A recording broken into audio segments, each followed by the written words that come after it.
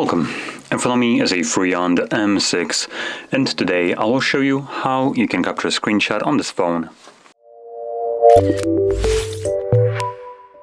So to get started, you'll want to open up content that you wish to capture. I'll be using home screen as an example for this, so it's already open and visible on my screen.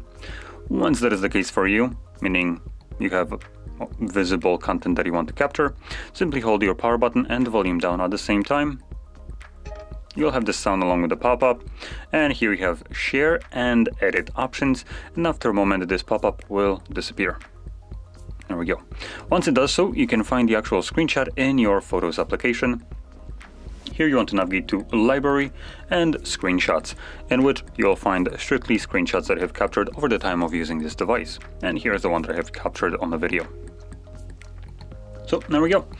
Now, if you found this video helpful, don't forget to hit like, subscribe, and thanks for watching.